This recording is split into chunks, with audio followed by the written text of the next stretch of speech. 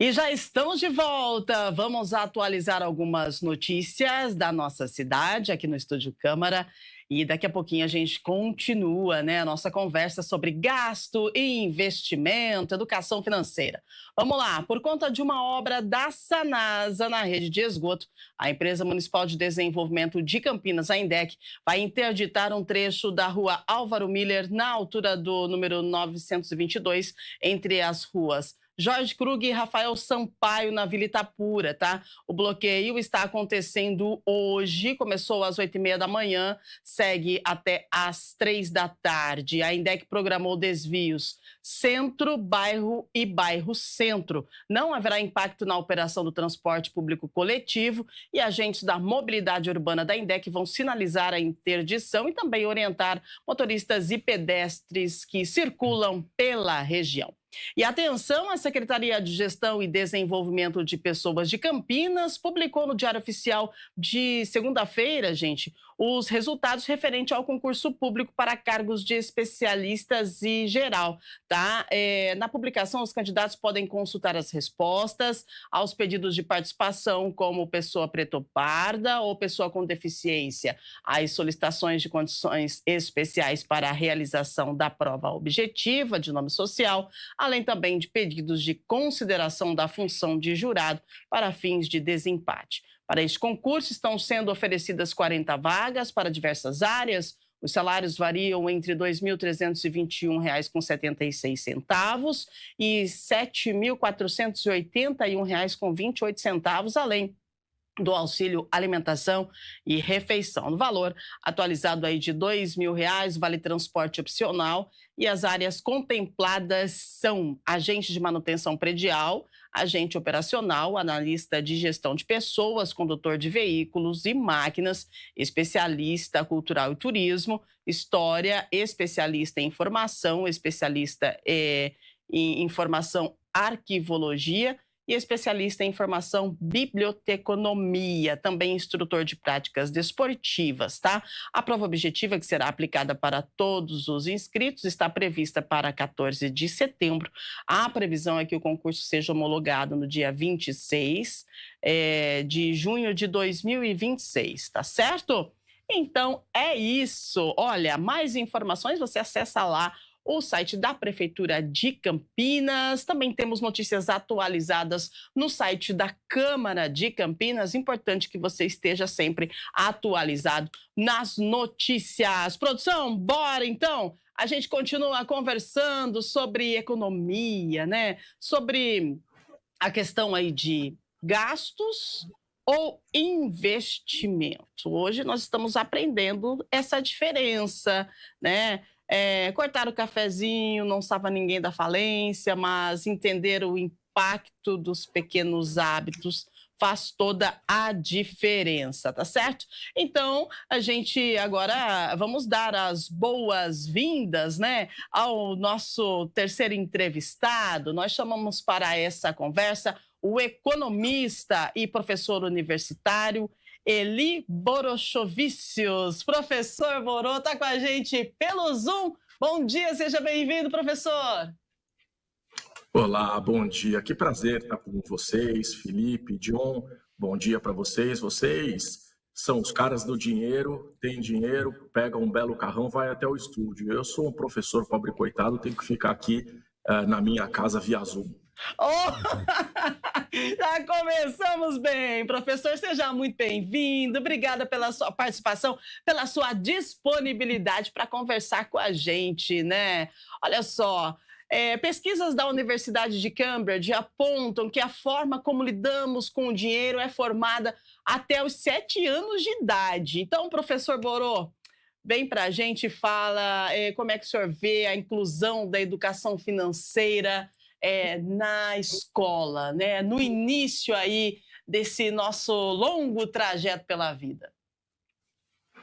Eu sou bastante suspeito para falar sobre educação financeira na escola, porque eu sou hoje professor do ensino superior, mas eu também trabalho com crianças. Trabalhei já ao longo de 6 anos em 3 escolas privadas aqui da região de Campinas. Então, eu me sinto bastante confortável em falar a respeito desse assunto, porque faz parte do meu dia a dia, né? Eu já desenvolvi muito trabalho com crianças e eu já vi muito resultado positivo nesses trabalhos que eu venho realizando. Agora, a ideia de você falar que criança começa com educação financeira a partir dos 7 não é bem verdade. A educação financeira, na verdade, ela começa a partir do momento em que a criança começa a se dar conta de que o dinheiro compra coisas. E isso pode acontecer muito antes dos 7 anos, tá? E aqui eu vou dar um exemplo super legal que aconteceu com o meu sobrinho. Ele estava no supermercado, naquelas cadeirinhas que ficam nos carrinhos de supermercado, e eu estava acompanhando a minha cunhada e, de repente, eu vejo ele pegar uma lata, ele olha para a lata, ele não sabia nem falar, simplesmente mexeu a cabeça e colocou de volta, como se aquilo tivesse muito caro. Então ele já começa a ter uma percepção do que pode, do que não pode, do que é caro, do que é barato. Então, a partir desse momento, já é possível começar a trabalhar a educação financeira. Então, a gente hoje ouve muito que a educação financeira ela tem um lastro, ela está muito ligada à matemática. Não é bem verdade, a gente acabou de ouvir o Felipe também falando um pouco sobre a psicologia do dinheiro. Assim, educação financeira, ela pode ter sim cálculos matemáticos, a gente precisa aprender matemática financeira, mas a educação financeira começa com educação. A parte financeira vem depois. Então, toda a parte psicológica envolvendo consumismo, investimento, planejamento financeiro, tudo isso vem antes do cálculo. Então, não é necessário a criança aprender inicialmente matemática para começar a falar de educação financeira. Então, educação financeira a partir do momento que a criança já se deu conta de que o dinheiro compra coisas. Muito bem, professor. Olha só, né? Mais um para completar o nosso timaço aqui de educação financeira, falando de economia, como que a economia mexe com o nosso psicológico. E agora eu gostaria que você, John, completasse ou então pontuasse a fala do professor Borô referente a essa questão da educação financeira, de iniciar lá na base, né? Eu citei aqui essa pesquisa da Universidade de Cambridge que disse que até os 7 anos de idade, né? Então, assim, qual que é a importância da criança ela estar entendendo que o dinheiro ele faz parte da nossa vida, mas que ele precisa ser utilizado com cautela. Se a gente quer algo, a gente precisa economizar para que esse algo possa vir para as nossas mãos. Exatamente. A educação financeira hoje ela é muito importante e começar de casa. Então, ensinando pequenos hábitos saudáveis para as nossas crianças, para que eles se tornem adultos responsáveis e que saibam utilizar o dinheiro de maneira consciente. O dinheiro, ele não é um fim, ele é o meio para que você realize os seus objetivos financeiros ao longo de determinado período de tempo de vida, né?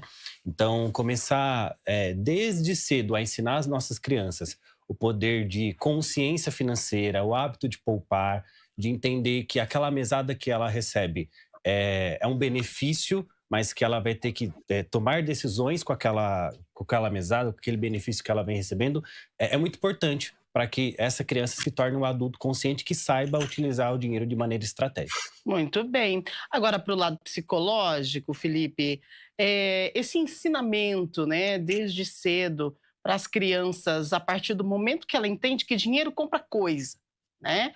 Qual que é a importância disso e o que isso vai fazer na parte psicológica, né, no cérebro dessa criança, e como isso vai refletir no adulto que ela deve se tornar? Interessante, vou fazer até uma provocação aqui para o professor Borô, que ele falou que a partir do momento que a pessoa consegue ter a noção de que o dinheiro compra as coisas, começa a ter ali uma criação do meu eu financeiro, né? Quem sou eu com o dinheiro? Será que antes disso, quando, por exemplo, antes dela saber o que é dinheiro ou entender a, a- o quanto que ela consegue, por exemplo, esperar por alguma coisa. Se eu sou um pai que eu dou tudo para os meus filhos, tudo, pediu, toma, pediu, toma, pediu, toma.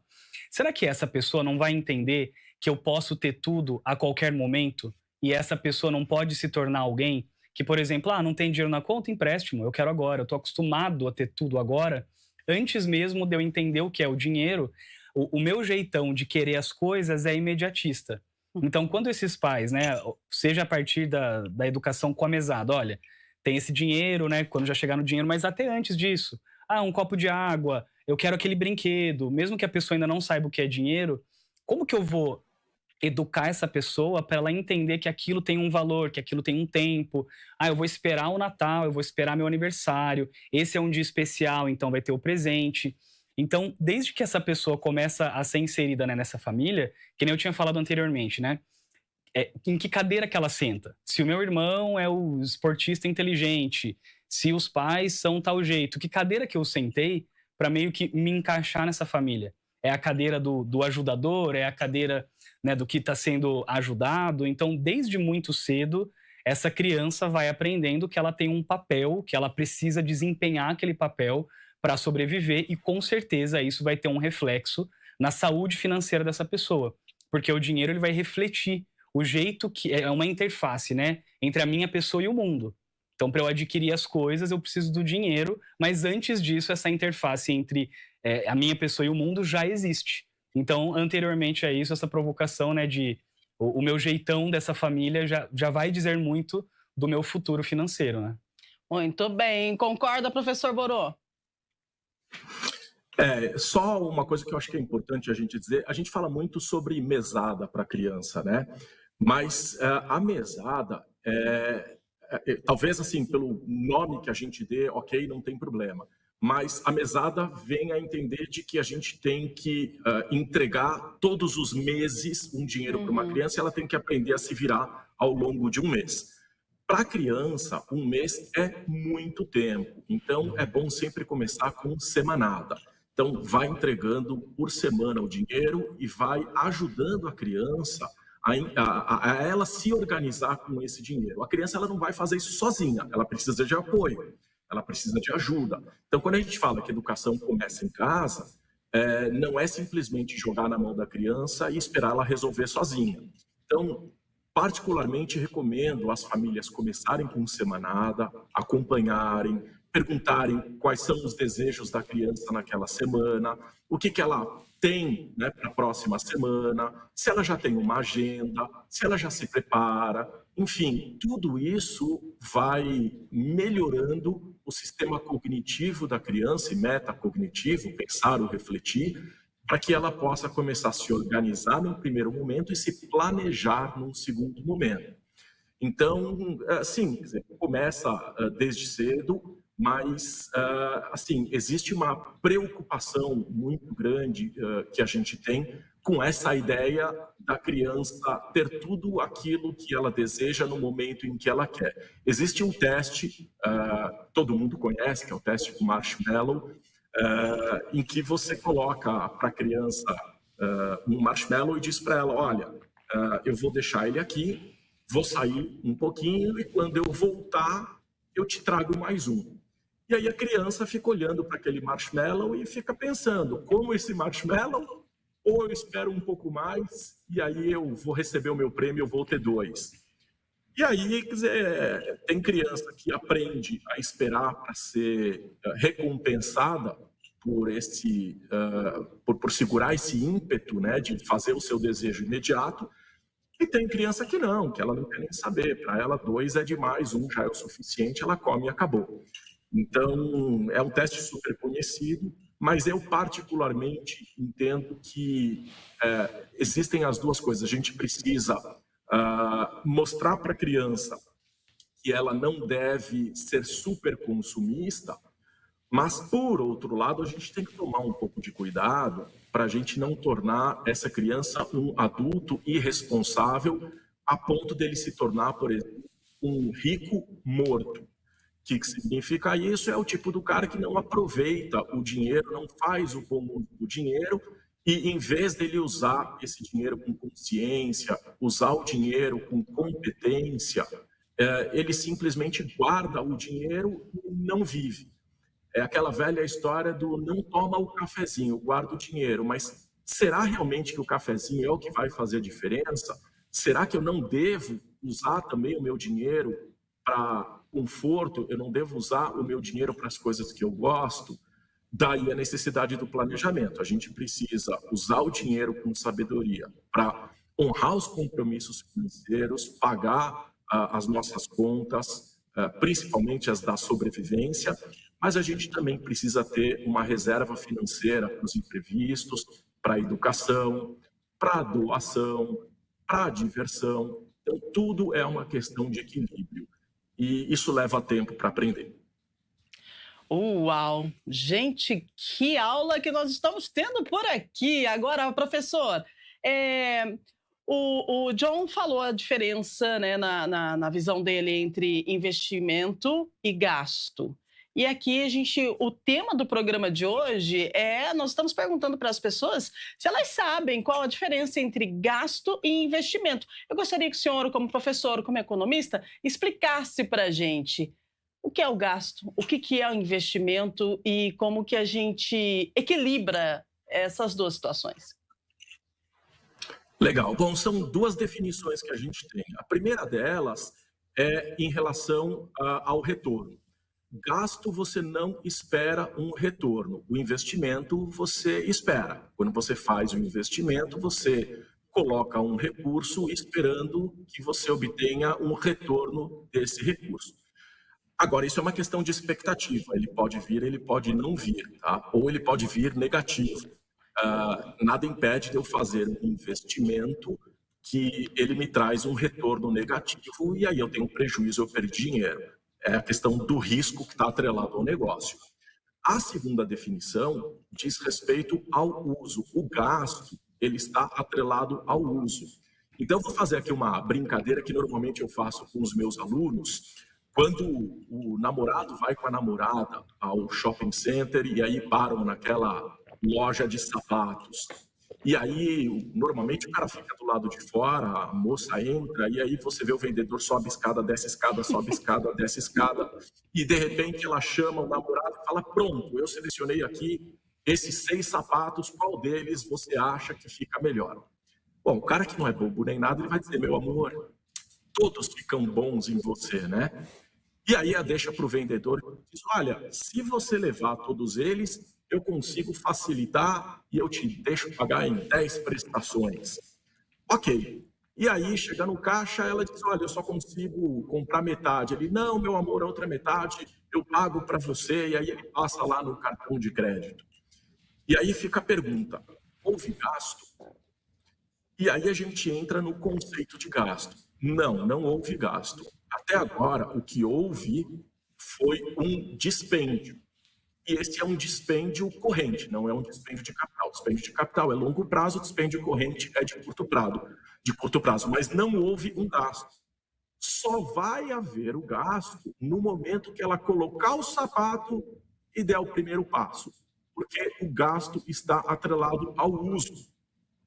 Agora, supondo que ele tenha comprado esse sapato, esse tênis, com o objetivo de obtenção de renda futura, ele não gastou, ele simplesmente fez um investimento. E talvez lá na frente esse tênis, esse sapato tenha um valor maior e aí ele vai aferir o resultado positivo, fez um bom investimento, mas pode ser que ninguém tenha interesse nele e aí ele perca dinheiro, fez um mau investimento. Então, existe aí uma diferença enorme entre investimento e gasto, um deles relacionado ao teu objetivo, se teu objetivo é obter remuneração em cima disso. E a segunda questão é que o gasto está atrelado ao uso, o investimento não. Muito bem, agora 9h19. Você quer completar, John, por favor, essa questão aí que o professor colocou, né? Atrelado ao uso. Isso é importante a gente falar, né? O gasto. Ele bem pontuou a questão do sapato, né? Nós estávamos com economistas aqui no programa semana passada. E aí eu até pontuei essa questão aí do calçado, né? Calçado, um sapato, é um gasto ou é investimento? A gente colocou sapato porque, principalmente para as mulheres, né? A mulher gosta muito de sapato. E aí os calçados acabam sendo comprados e deixados lá na sapateira e acaba num. Tipo assim, usa uma vez a cada 6 meses um sapato. Então, é um gasto, é um investimento. O gasto é atrelado ao uso. Então, eu gostaria que você pontuasse toda a fala, né, do professor Borô, para ressaltar para os nossos telespectadores a importância de gastar com consciência também. Sim. Então, como eu já mencionei hoje de manhã, né, os investimentos são os gastos que nós fazemos no hoje, pensando no retorno desse objetivo ou desse Uhum, investimento no longo prazo. Então, algumas decisões que nós fazemos no aqui e no agora vão refletir nos resultados que nós vamos ter no longo prazo. Então, por exemplo, se hoje eu quero adquirir um imóvel, mas eu não tenho a condição, por exemplo, de entrar em um financiamento.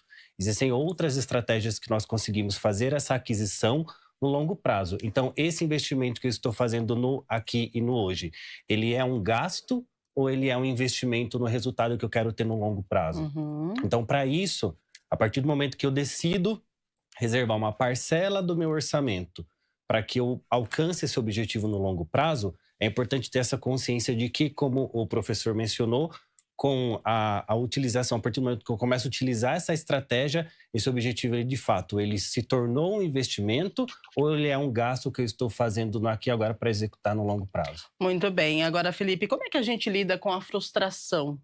Né? A frustração referente à questão da planilha, a frustração quando a gente vai fazer uma planilha e a gente vê que a conta não fecha. Como é que a gente vai lidar com isso? E o que, que essa frustração pode causar quando a gente fala de saúde mental? Uhum.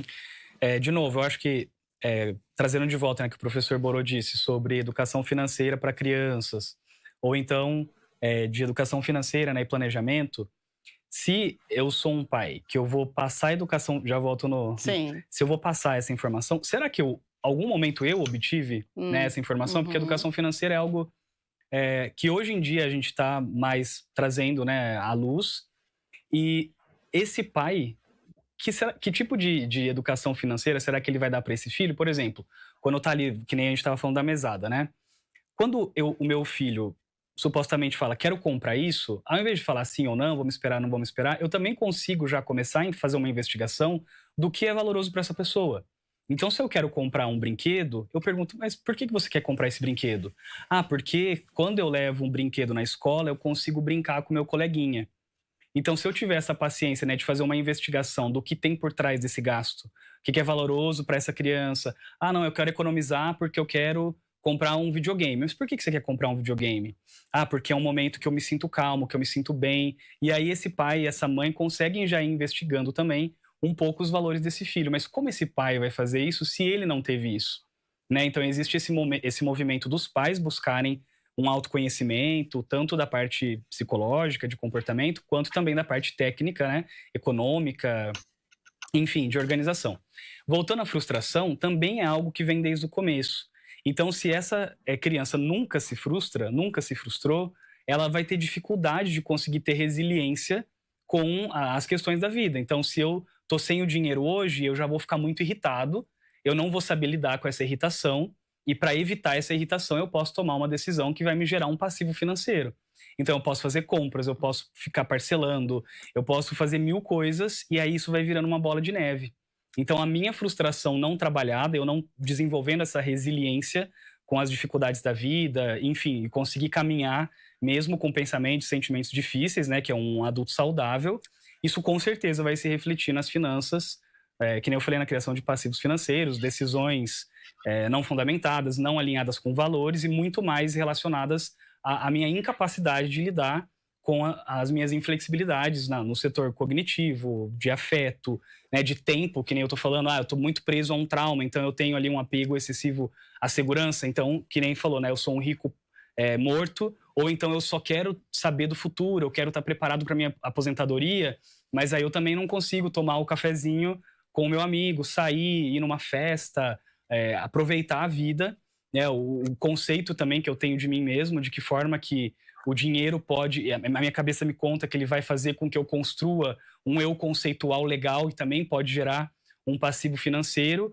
e um não alinhamento geral com valores que vai fazer com que eu tenha comportamentos ou compulsivos ou comportamentos congelados e que na verdade, o ideal seria eu conseguir lidar com todas essas dimensões para conseguir viver uma vida que vale a pena ser vivida e significativa. Uau! Agora vamos lá então. Gastar para viver ou investir para evoluir? Professor Borô, pensando de forma macro, por que entender essa diferença é tão importante numa sociedade que ainda sofre com a educação financeira?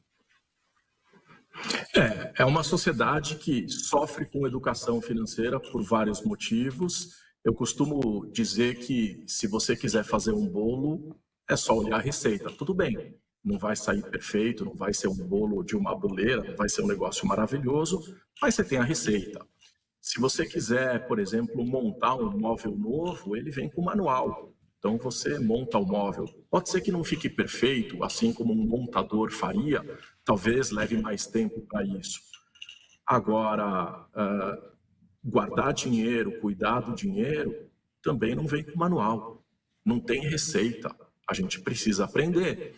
E a gente tem falado muito aqui sobre a importância de você começar a aprender a lidar com finanças dentro de casa. E aqui foi colocado, mas às vezes o pai não teve educação financeira.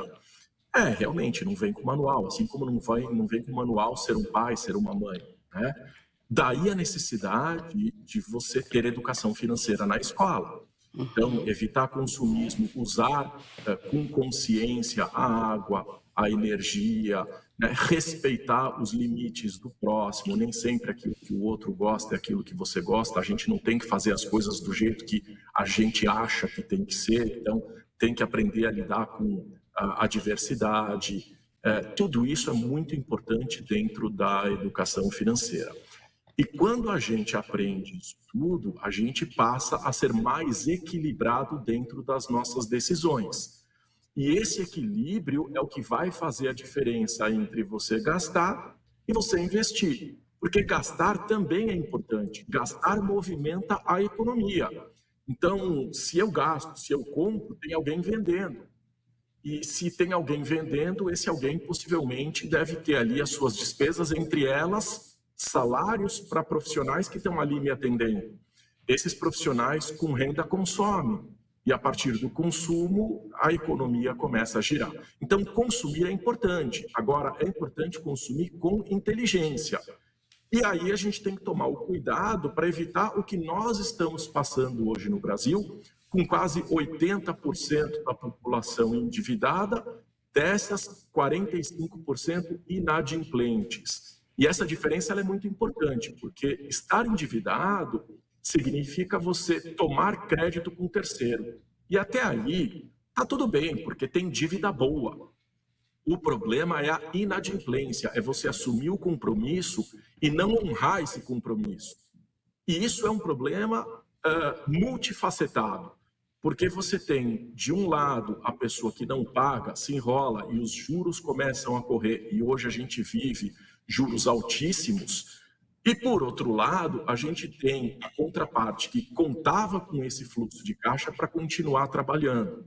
E ela não tem esse dinheiro, portanto, ela tem que colocar na sua conta o custo da inadimplência. E aí todo mundo paga por isso. Então, o equilíbrio é fundamental. E esse equilíbrio a gente também aprende na escola. Muito bem, 9h29, a gente fica muito feliz, né, em ter esses três profissionais aqui falando com a gente hoje sobre gastos, sobre investimentos, sobre educação financeira. E agora, a produção está avisando que nós temos aí algumas perguntas, então nós vamos atender os nossos telespectadores, você que está aí com a gente. Ô, produção, pode mandar as perguntas aí que a gente já direciona aqui e vamos ver o que o pessoal está achando do programa e se tem algumas perguntas. Vamos lá. Natália Borges, do Jardim São Pedro, muito bom dia para você. Olha só, ela diz: sinto que minhas emoções me levam a compras impulsivas. Como posso desenvolver um autocontrole financeiro e evitar arrependimentos decorrentes dessas decisões? É o depois, né? É o depois, é complicado. Né? Autocontrole financeiro, professor, como é que a gente adquire isso? Tem como ter um autocontrole diante de um cartão que nos oferece um crédito aí inimaginável? Não é fácil, não. Eu costumo dizer que assim, o autocontrole tem uma relação muito forte com o foco. Se você tiver um bom planejamento financeiro, se você sabe o que você quer, se você tem o seu objetivo de curto, de médio e de longo prazo, normalmente você não é pego de surpresa, principalmente por quem está querendo te vender. Então, as promoções normalmente não te atingem porque você tem foco nos teus objetivos. Então, educação financeira perpassa por isso, desenvolver os objetivos de curto, médio e longo prazo e buscar esses objetivos. E aí, normalmente, você acaba não caindo aí nas promoções e por aí vai. É muito fácil você identificar isso. Quando você, por exemplo, quer comprar um carro e você já está propensa àquele veículo. Quando você começa a olhar em volta, parece que todo mundo tem aquele carro. É Né? verdade, é verdade. Então, você começa a focar naquilo. E a partir disso é que você toma as suas decisões. Então, uma forma de você evitar esse consumismo exacerbado é você ter o foco, ter um bom planejamento financeiro e perseguir os teus resultados. É óbvio que se vier uma boa promoção e você considerar que aquilo naquele momento faz sentido, e aí você, obviamente, faz uma alteração no teu planejamento, não tem problema. Mas, geralmente, com foco e objetivo determinado, você reduz drasticamente o consumismo exacerbado. Muito bem. 9h31, tem mais perguntas? Vamos lá, então. Mais uma perguntinha para a gente. Você que está acompanhando o nosso Estúdio Câmara, estamos ao vivo, falando com profissionais sobre gastos e investimento. Márcia Leal, do bairro das Palmeiras. Tenho uma filha de 7 anos e estou sempre procurando maneiras de ensiná-la sobre dinheiro e valores. Como usar tarefas domésticas para ensinar economia para as crianças? Vamos lá, vou direcionar para você. Pode ser, Felipe? Pode ser. Vamos lá, então? Então, ela quer ensinar economia para as crianças, tarefas domésticas, assim, tarefas em casa para ensinar a economia. Acredito que, de repente, economizar nas coisas de casa, né? Economizar lá, de repente, você vai fazer uma comidinha, economiza, vai colocar uma comida no prato, coloca só o que vai comer. De repente, pode ser isso que ela esteja falando, eu acredito. Vamos lá. Sim. Tem uma psicóloga que eu sigo, gosto muito, que chama Adriana Rodrigues. Uhum. E ela fala que quando você vai mostrando as coisas para o seu filho, né, da onde que vem, isso vai trazendo uma consciência muito legal. Uhum. Então ela disse assim, um dia levei minha filha no meu trabalho. Eu mostrei, eu venho aqui, eu faço uma atividade e eu recebo em troca uma coisa que a gente chama de salário, que a gente chama de dinheiro. E aí fala, olha, esse dinheiro aqui, quando a gente vai no mercado, a gente troca pelo leite, vamos fazer um bolo, leite condensado, a farinha, olha quanto custa, olha isso aqui. Então, agora a gente vai fazer um bolo que veio do trabalho da mamãe, que eu consegui, aí eu fui no mercado e comprei isso. Vamos fazer junto esse bolo? E aí mostrando, né? Se eu for numa padaria, alguém teve que ter esse trabalho para fazer esse bolo, então vai ter um valor ali agregado, né, no trabalho da pessoa, em cima daquele produto, e aí a pessoa vai começando a entender. Às vezes eu tô cansado, eu posso querer ir comprar um bolo na padaria, mas quanto que isso me custa, né? E trazendo esse equilíbrio para eu conseguir fazer as coisas do dia a dia, conseguir estar em sociedade, né? Porque nós somos seres sociais, eu preciso ir nos lugares, e isso tem gastos. E como que eu posso trazer isso para casa, economizar, fazer uma marmita, enfim, trazer essa realidade, né? Fazer com que a criança vá acompanhando aos poucos. Claro que de acordo com o momento de desenvolvimento cognitivo, porque se você falar para uma criança de 2 anos que é dinheiro, ela não vai entender. Então, eu começo ali com uma parte comportamental, depois eu insiro o que é o que é o dinheiro na sociedade, vou inserindo nas relações e criando um vínculo também, né? Quando eu tô com você fazendo em casa, não só a gente economiza dinheiro, de repente, mas também a gente tem um momento juntos. Então, essa parte do afeto com a parte de mostrar o mundo, né, do ser social, eu acho que está muito interligado. Maravilha. É como o professor disse, né? A educação traz a educação financeira. Muito bom. Mais uma pergunta, vamos lá. Agora 9h34, a gente agradece você que está participando. O Ricardo Mendes, do Jardim Florence. Quais ferramentas digitais ou aplicativos podem me ajudar a planejar e monitorar meu orçamento mensal de forma eficiente, evitando surpresas no final do mês? Vamos lá, John. Existem alguns aplicativos, algo que pode nos ajudar a evitar essas surpresinhas no final do mês? Sim, existem diversas ferramentas digitais que a gente pode utilizar a nosso favor, como o Psico mencionou aqui a questão do chat GPT, muita gente hoje tem utilizado para poder organizar. Mas eu hoje trabalho em uma consultora financeira que nós temos um software que faz toda a sincronização e automatização dos gastos, sincronizando as contas bancárias. E tudo isso de maneira automatizada, a gente consegue classificar os gastos por categoria, metas de gastos. Então, quem quiser conhecer mais sobre essa ferramenta, é só pesquisar o Sync e baixar ele de forma gratuita no seu celular ou na versão desktop. Olha aí que legal, hein? Uma super dica para você que quer aí uma ferramenta para te ajudar a economizar aí no final do mês. Vamos lá, tem mais uma pergunta, produção? Pode colocar mais uma que a gente já direciona para o professor. E antes da gente finalizar, eu tenho uma pergunta aí que eu quero entender e o professor vai me ajudar. Vamos lá. O Felipe Tavares, professor Borô, ele é do Taquaral. Ele diz assim, ó, para evitar gastos excessivos, é útil definir limites semanais. Como criar esse hábito financeiro sem sentir a frustração ao controlar o meu dinheiro, professor? Legal. Antes de responder essa pergunta, se me permitir, por favor. Eu acho que a pergunta anterior que nós tivemos, eu acho que a pessoa quis se referir a você remunerar a criança nas tarefas domésticas. Ah, né? Maravilha. Eu vejo isso com maus olhos, tá?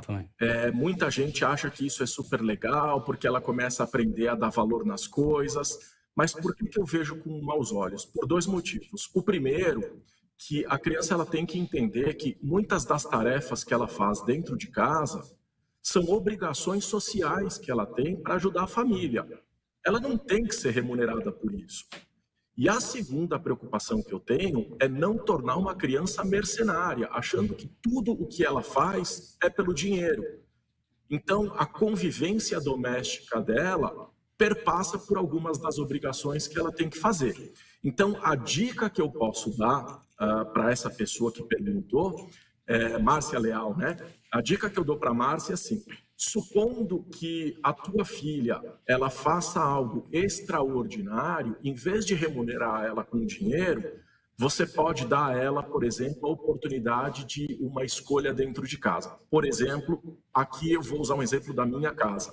Quando a minha filha, por exemplo, traz notas maravilhosas, eu mostro para ela que isso é tão importante que é ela quem vai escolher o restaurante que nós vamos almoçar em um determinado dia. E almoçar em restaurante, pelo amor de Deus, gente, não é celular na mão. Guarda essa porcaria desse celular e vão discutir sonhos familiares, né? É momento de estar em família, de conversar os desejos da família, aquilo que a família precisa, quais são os sonhos da família. Então, eu particularmente, Márcia, não recomendo remunerar a criança pelas pelas tarefas domésticas que elas fazem em casa, tá bom? Agora, voltando à última pergunta que foi feita, todo momento em que você coloca um planejamento com os objetivos, esse objetivo, de forma geral, você precisa planejar a ponto dele ser, obviamente, alcançável. O que eu quero dizer com isso? Eu não vou colocar na minha planilha o objetivo de daqui a 2 meses comprar um carro de 5 milhões de reais, porque é inalcançável, não faz o menor sentido. Outra, eu não preciso de um carro de 5 milhões. Então, tem que estar dentro da tua realidade. Agora, ainda assim, é possível que você sinta uma certa frustração e tá tudo bem. A frustração é um sentimento, é normal. Agora, eu vou trazer Baruch de Spinoza, por exemplo, do século XVI, que fala do conatus, né? É a força que você sente dentro para você trocar a tristeza por, eventualmente, uma alegria. A frustração, ela tem que ser uma ferramenta para te ajudar a atingir o teu objetivo. Não deu agora, vai dar lá na frente. A pergunta é: o que é que eu fiz de errado? Por que que não deu certo? Então, a partir do momento que a gente tem um bom planejamento, que a gente tem os objetivos traçados, se não conseguir atingir, está tudo bem. A pergunta é onde eu errei e como é que eu faço para consertar esse erro, para que lá na frente, aí sim, eu atinja esse objetivo. E a maior dica que eu posso dar é: todas as tuas vitórias, ainda que sejam pequenas, elas precisam ser comemoradas. A gente tem muito o costume de, no momento que a gente atinge um pequeno objetivo, a gente achar que isso era obrigação nossa e a gente querer sempre mais, sempre mais. Caramba, comemore, né? Você atingiu esse objetivo. É momento de celebrar, é momento de se alegrar e partir para novos objetivos. Muito bem. Comemorar sempre as pequenas vitórias, né? Isso também faz parte da educação financeira, né, Felipe? Que legal. Muito bom. Agora, gente, o seguinte, olha, a última pergunta é sobre a questão de reserva de emergência. Esse nome, reserva de emergência, né? Ele soa um pouco assim que a gente já está esperando que aconteça alguma coisa que vai dar errado. Mas é importante a gente ter aí uma reserva antes de nós começarmos a pensar em um investimento, professor? Eu costumo dizer que se alguma coisa ela pode dar errado, ela vai dar errado. Então, é importante ter uma reserva de emergência. Nem tudo está ao nosso controle, né? E o exemplo que a gente mais usa é o do emprego. Aí você vai me dizer: não, mas eu não sou funcionário seletista, eu tenho a minha empresa. Bom, eventualmente você pode ter uma redução da tua receita repentina, que você não estava esperando. A exemplo do que aconteceu com a Covid, ninguém esperava, né, uma epidemia, uma pandemia, e ela veio e ela trouxe uma série de necessidades para muitos empresários. Muita gente teve redução de receita nesse período. Então, os imprevistos, eles acontecem. Para que a gente possa manter a calma, para que a gente possa viver a nossa vida com tranquilidade, essa reserva de emergência ela é importante. O que muita gente me pergunta é qual o valor que eu preciso ter reservado para a emergência. E assim, o que eu costumo dizer depende do teu padrão de vida, depende daquilo que você quer para você e depende, se você for, por exemplo, um funcionário, do tempo que você eventualmente demora para poder se recolocar no mercado. Então, tem profissões e profissões, tem a questão do etarismo, tem um monte de questões que precisam ser consideradas para você identificar qual o valor que você deve manter em reserva para emergência. De forma geral, eu costumo dizer, períodos de baixa inflação, 6 meses. Períodos de alta inflação, pelo menos 1 ano. É uma regra básica, não é mágica, mas isso tende a ajudar as pessoas a pelo menos terem um objetivo em reserva. Mas ela sim é necessária, ela precisa existir para que as pessoas tenham tranquilidade. E à medida que você vai atingindo o valor da tua reserva, parte disso você bota, quer dizer, para investimento de mais longo prazo.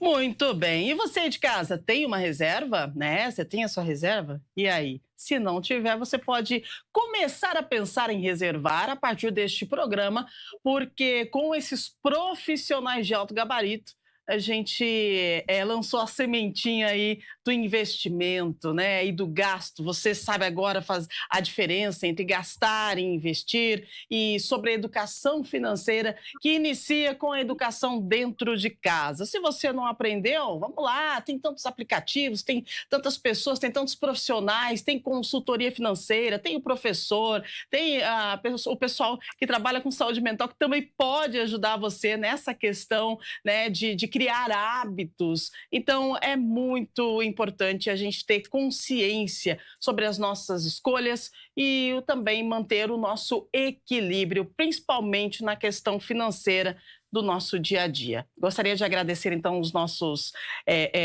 convidados por esse momento dedicado, especialmente a esse tema que é muito importante. Eu acredito que a gente lança a sementinha aí. Então, muito obrigada, Felipe, pela sua participação. Considerações finais, por favor.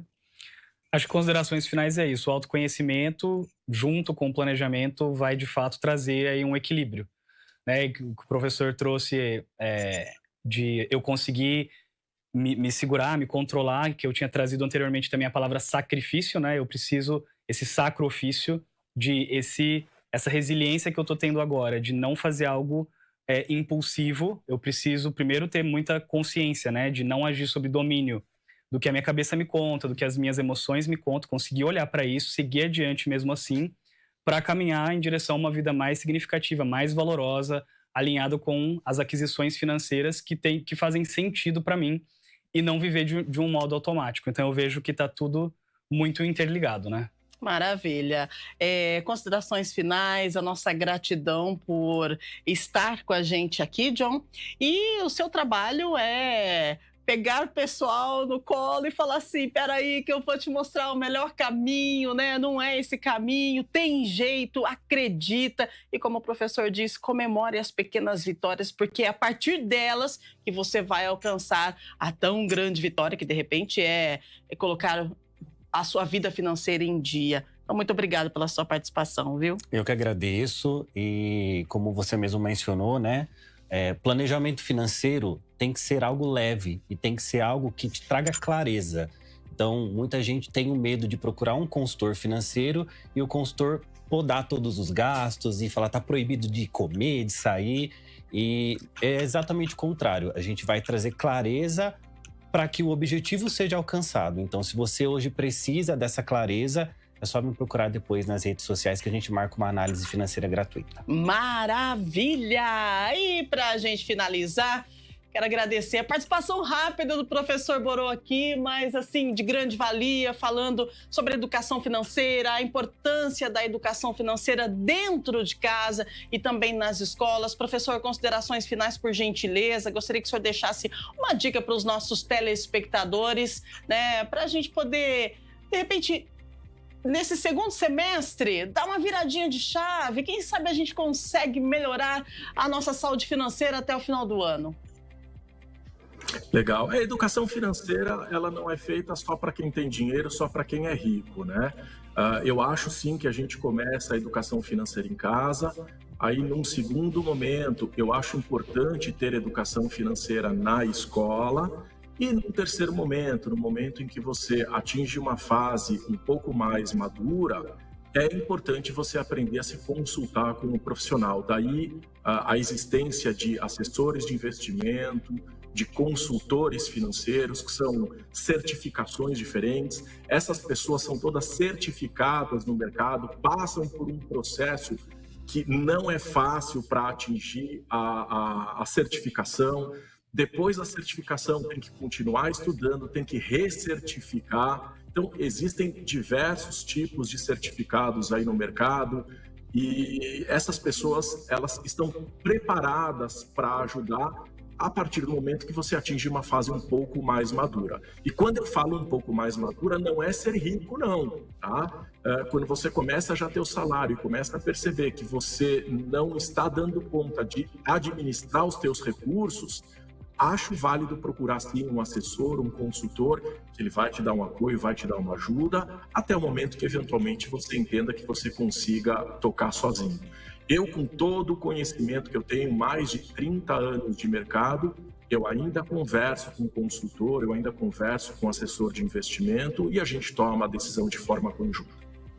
Muito bem. Professor Borô, Felipe e John, Gratidão pela participação de vocês. A gente vai encerrando por aqui o nosso Estúdio Câmara de hoje, agradecendo a sua audiência, a sua companhia, a nossa produção, o pessoal da técnica, toda a nossa equipe que esteve conosco. E a gente espera que esse segundo semestre seja de muita educação financeira, de muita consciência e de muito equilíbrio, né? Para todos nós, que eu também me encaixo nessa, né? Pode ter certeza que é assim. Enquanto a gente não entender, a gente vai, né, assim, fazendo uma coisinha errada aqui, outra ali, mas é por isso que a gente tem informação de qualidade para você, porque aí você entende a diferença entre gasto, custo e investimento e começa a fazer a sua planilha, fazer o seu planejamento e aí sim ter uma educação financeira que é essencial para o seu futuro. Lembre-se, equilíbrio começa com pequenas mudanças no dia a dia.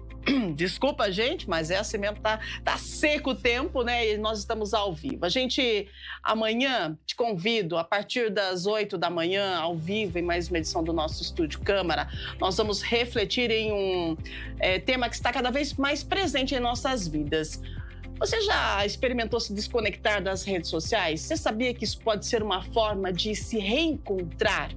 Quais são os sinais de que a gente precisa de uma pausa? Você sabia que tem muita gente trocando o aparelho de celular para não ter mais a rede social? Então, como o excesso de estímulo virtual afeta o nosso bem-estar, nosso foco, nossa autoestima?